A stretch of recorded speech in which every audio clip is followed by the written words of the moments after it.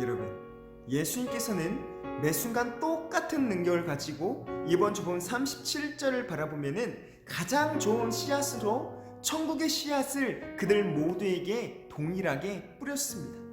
그러나 그 결과는 항상 긍정적이지만은 않았습니다. 그런데 왜 예수님께서는 똑같은 그 천국의 복음의 씨앗을 동일하게 뿌렸는데 그 결과는 다르게 나타났을까요? 예수님께서는 바로 이 점을 설명하시기 위해서 이번 주 본문 속에서 씨 뿌리는 자의 비유를 사용하고 있습니다. 그런데 예수님께서는 비유를 사용하시며 이 결과가 다름의 원인이 바로 씨에 있거나 또 씨 뿌리는 자에게 있지 아니하고 청중들에게 그 원인이 있다고 말씀하십니다. 이번 주 본문 말씀에 네 종류의 사람들이 나오는데 함께 살펴보았으면 좋겠습니다. 먼저 첫째, 길가에 뿌려진 씨앗의 사람들입니다. 이들은 예수님과 함께 있었습니다. 그리고 그 말씀을 들었지만은 그 말씀을 듣기는커녕 적대적인 생각으로 가득 차 있었습니다. 그 생명의 그 말씀을 듣긴 들었지만은 거꾸로 행동하고 있습니다.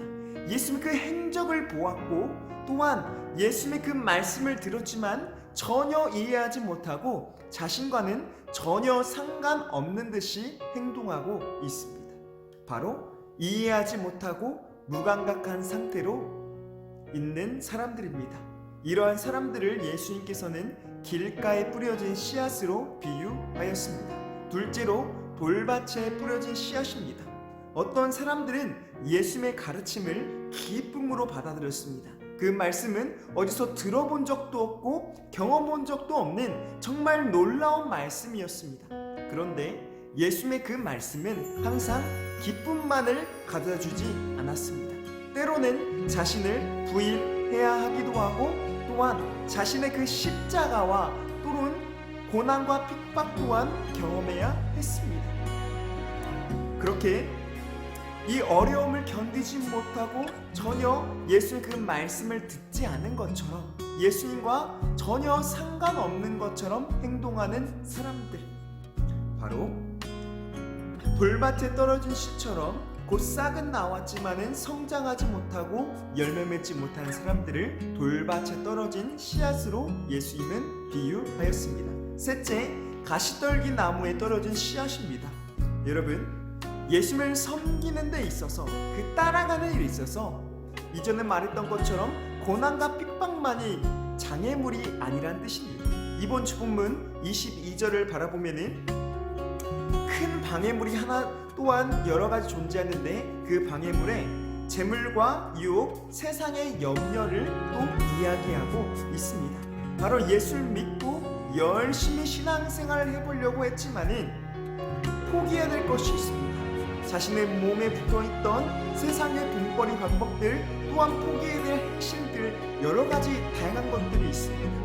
그렇게 살다 보면은 그런데 과연 내가 살아갈 수 있을까 하는 염려 또한 찾아오게 됩니다. 그래서 적당히 두 얼굴로 살아보려고 하지만은 예수를 믿으면서 그 몸은 주님께 있고 말씀을 듣고 있지만은 바로 마음은 세상에 있는 사람들입니다. 그들에게는 기쁨이 별로 없습니다. 그래서 끝까지 믿음을 지키지 못하고 다시 세상으로 돌아가는 사람들입니다. 세상의 발법 그리고 출세욕, 명예욕 때문에 도저히 예수님을 따라갈 수가 없습니다. 그래서 싹도 나고 꽃도 피우지만 이들은 결국 열매를 맺지 못하는 사람들입니다. 겉보기에는 제자로서 살아가는 것 같고 또한 모든 것을 잘 행동하는 것 같지만은 예수님께서는 열매 맺지 못하는 사람들도 있다고 말씀하십니다. 마지막으로 넷째, 좋은 땅에 뿌려진 씨앗입니다. 바로 예수님께서 말씀하시는 마지막 사람들, 좋은 땅은 어떤 사람들이냐면은 그들은 예수님 말씀을 들었습니다. 그리고 그 말씀으로 인해서 일어나는 모든 핍박과 고난을 견뎌냈습니다. 또한 세상의 재물과 염려와 그 모든 유혹을 담대히 예수로 인하여서 물리치었습니다. 그리고 그들은 결국 23절을 바라보면은 30배, 60배, 100배의 결실을 맺은 사람들입니다.